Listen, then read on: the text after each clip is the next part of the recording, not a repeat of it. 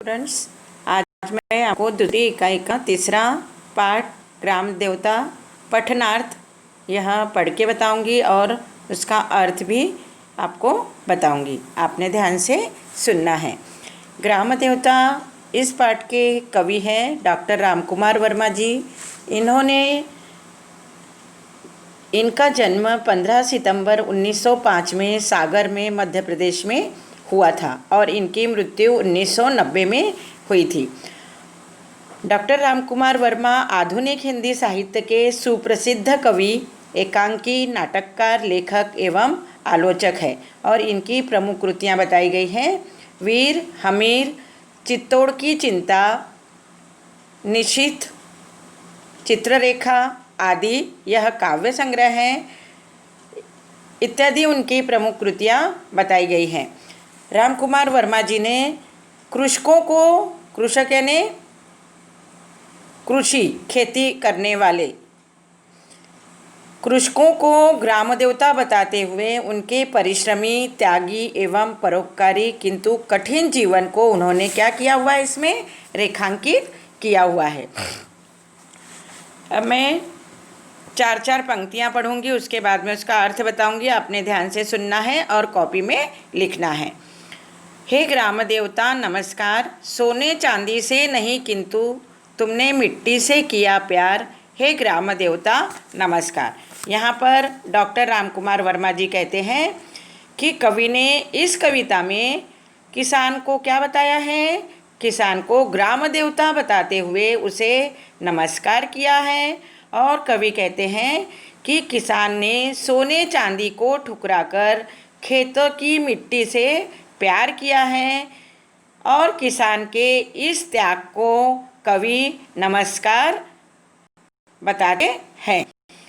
फिर इस पंक्तियों का अर्थ यहाँ पर कवि कहते हैं कि किसान को उन्होंने ग्राम देवता बताते हुए उसे नमस्कार किया है और कवि कहते हैं कि किसान ने सोने चांदी को ठुकराकर खेत की मिट्टी से प्यार किया है और किसान के इस त्याग को ही कवि नमस्कार कहते हैं।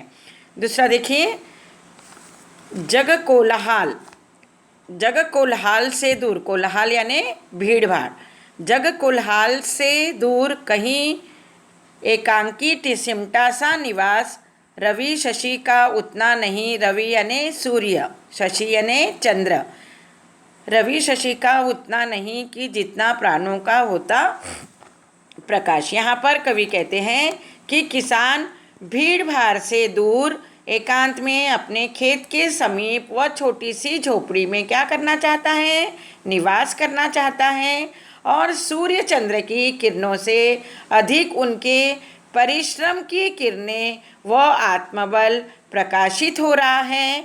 यहाँ पर कवि ने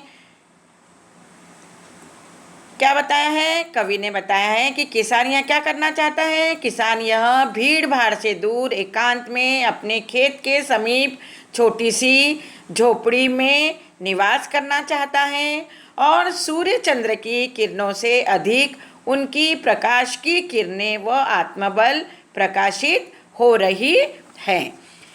तीसरा देखिए, श्रम वैभव के बल पर करते हो जड़ में चेतन का विकास, दोनों दानों दानों से फूट रहे 100 दानों के हरे हास। श्रम वैभव यानी अधिक श्रम करना और जड़ यानी खेत में और चेतन यानी फसल। यहाँ पर कवि ने हास यानी खुशियाँ। अब मैं जितने भी आपको शब्द बताई हूँ सभी के अर्थ तुमको लिखना है।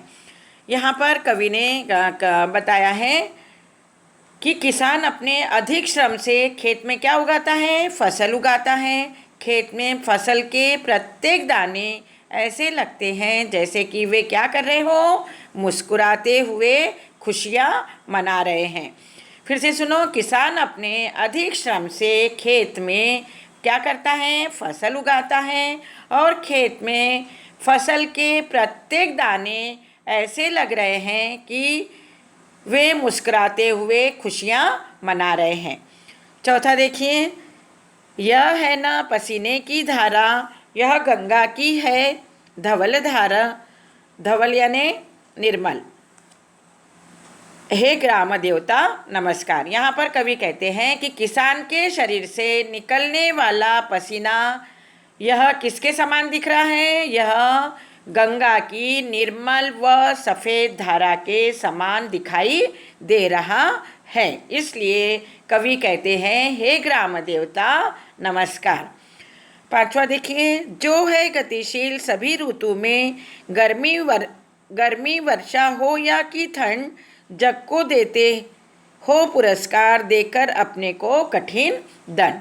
यहाँ पर कवि कहते हैं गर्मी, ठंडी या फिर वर्षा हो, सभी ऋतुओं में अपना कर्म तुम करते हो और प्रकृति के हर कष्ट को झेलते हुए लोगों को तुम क्या करते हो? लोगों को तुम अन्न के रूप में जीवन का पुरस्कार देते हो। यहाँ पर किसका उल्लेख किया है कवि ने? किसान का ही उल्लेख किया है कि किसान क्या करता है। किसान यहाँ गर्मी हो या ठंड हो या फिर वर्षा हो, सभी ऋतुओं में वह अपने काम करता है, अपना कर्म करते रहता है और प्रकृति के हर कष्ट को झेलते हुए लोगों को क्या देता है? वह लोगों को वह अन्न के रूप में जीवन का पुरस्कार देता है। छठवा देखिए, झोपड़ी झुकाकर तुम अपने ऊंचे करते हो राजद्वार, हे ग्राम देवता नमस्कार। यहाँ पर कवि क्या कहते हैं?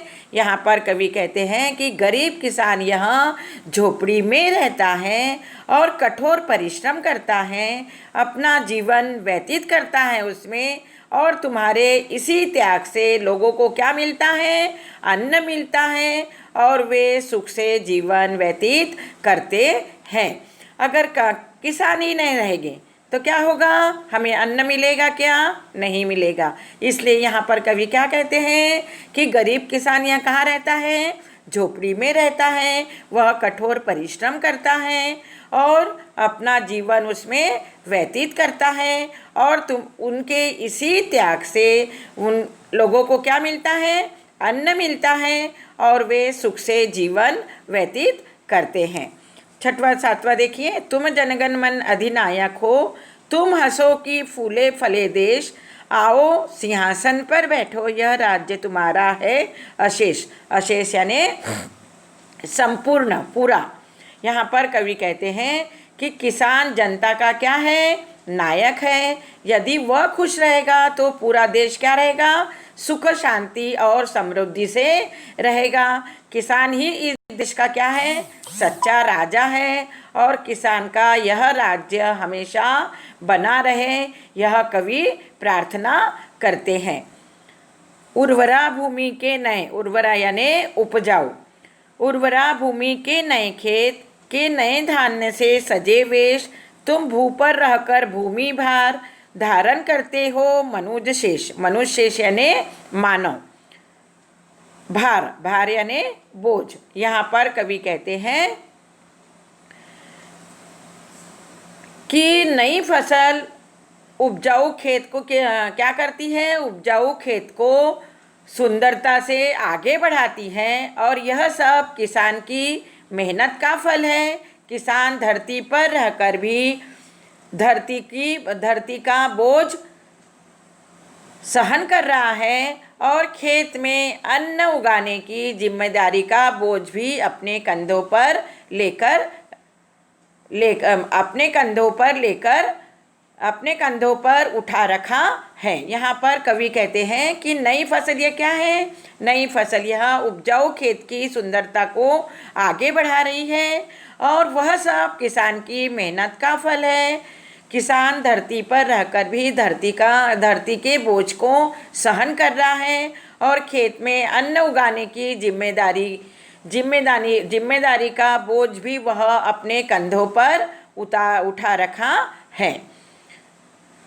अपनी कविता से आज तुम्हारी विमल आरती लूँ उतार, हे ग्राम देवता नमस्कार। यहाँ पर कवि कहते हैं कि वह अपनी इस कविता के द्वारा आज किसान की